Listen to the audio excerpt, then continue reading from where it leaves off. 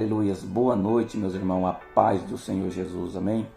Aleluias, meus irmãos, eu queria deixar aqui alguns versículos da palavra do Senhor, a qual se encontra no livro do Gênesis, uma passagem bem conhecida, aonde Deus trata com Noé diante daquele cenário a qual já estava corrompido diante de Deus, aonde Deus diz que se arrepende de ter criado o homem, por conta da sua maldade que crescia continuamente.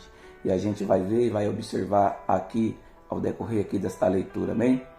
Aleluia, a palavra do Senhor que se encontra no livro da Gênesis, capítulo 6, versos 1, que diz assim: E aconteceu que, como os homens começaram a multiplicar-se sobre a face da terra, e lhe nasceram filhos ou filhas, vieram os filhos de Deus e as filhas do homem, que era formosa, e tornaram para si mulheres de todas as que escolheram.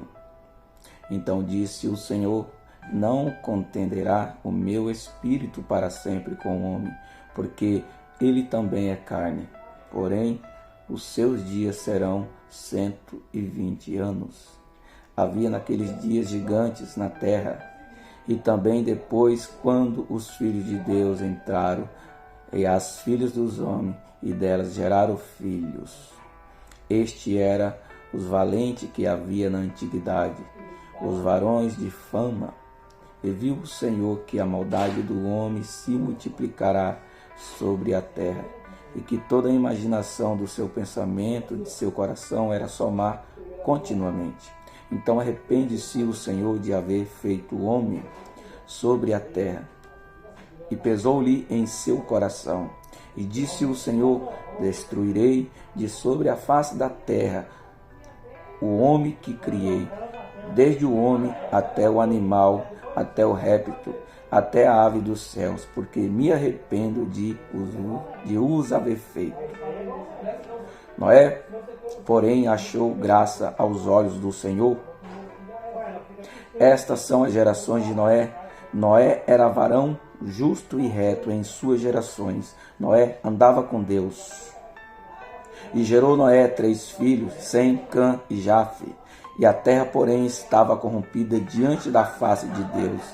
E estendeu e encheu-se a terra de violência. E viu Deus a terra, e eis que estava corrompida, porque toda a terra havia corrompido o seu caminho sobre a terra. Aleluia, meus irmãos. É uma passagem onde a gente pode ler, a gente entende que Deus, ele criou a mim e a você para o servi-lo, para o adorá-lo, para o exaltá-lo e reconhecer que ele é o Senhor de nossas almas, reconhecer que ele é o nosso dono, que ele é quem está no controle e na direção todos os dias de nossas vidas. Porque o nosso Deus, meu irmão, a gente não tem que estar adorando somente pelo que ele faz, mas nós temos que adorar pelo que ele é. Aleluia. E aqui nós observamos que no versos 1, e aconteceu que como os homens começaram a multiplicar sobre a face da terra, lhe nasceram filhos. Mas aí não é a questão ainda, mas no verso 6 a gente pode observar que então arrependeu-se o Senhor de haver feito o homem sobre a terra, e pesou-lhe em seu coração. A gente percebe aqui, meus irmãos, e a gente vê que Deus, ele se arrepende de ter criado a sua criatura. Aleluia. Deus pesa em seu coração de ter criado a sua criatura. Por quê?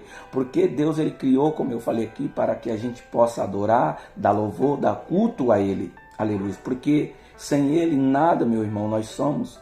E a gente percebe e vê aqui neste texto, a qual a gente acabou de ler, que Deus, ele se arrepende de ter criado o homem, de ter criado a sua criatura, ou seja, uma explicação mais clara, de ter criado a sua imagem e a sua semelhança. Porque o povo, ele estava mais preocupado em fazer as suas próprias vontades, os seus desejos, e esqueceu dos verdadeiros valores, e esqueceu da sua essência, do seu Criador, daquele que criou e que formou tudo e todas as coisas para a honra e glória do nome dele. Aleluia. Então Deus, ele se arrepende aqui de uma maneira tremenda. Mas Deus observa diante deste cenário, diante dessa situação, diante de um povo que vivia cometendo iniquidades, cometendo abominações, um povo corrompido a outros deuses pagãos, e Deus percebe e vê um homem sobre a terra que era reto aos seus olhos, um homem que não se corrompia, um homem que ele vivia sobre a bagunça, um homem que ele escutava diversas coisas, mas era um homem justo perante aos seus olhos, que era Noé. E a gente percebe aqui que Deus, ele fala para Noé construir uma arca e pregar sobre aquele povo rebelde, aquele povo corrompido a outros deuses, um povo que já não dava mais crédito à palavra dele, e Noé começa a pregar, mas o povo não dá crédito. Mas Deus diz para Noé: constrói uma arca, separa animais, cada espécie, espécie por espécie, macho e fêmea, conforme a sua semelhança, conforme a sua criação. E Deus prepara a arca e manda Noé entrar na arca. Eu acho muito lindo, meu irmão, que quem fecha a arca é Deus. E aqui eu posso entender e observar que Noé e sua família teve as suas vidas salvas, poupada, diante de uma porta fechada, a qual não foi ele que fechou, mas sim foi Deus. Noé, ele vê aquele dilúvio durante 40 dias e 40 noites. A palavra nos diz aqui que as águas rodaram durante 150 dias. Se nós fazemos as contas, dá 5 meses e uma semana de água. Mas Noé e sua família, ele vê a salvação diante de uma porta fechada, a qual não foi ele que fechou, mas foi Deus. Aqui eu quero já dizer para alguém que muitas das vezes tem porta fechada que Deus fechou, porque ele sabe se ele abrir a porta ele vai te perder.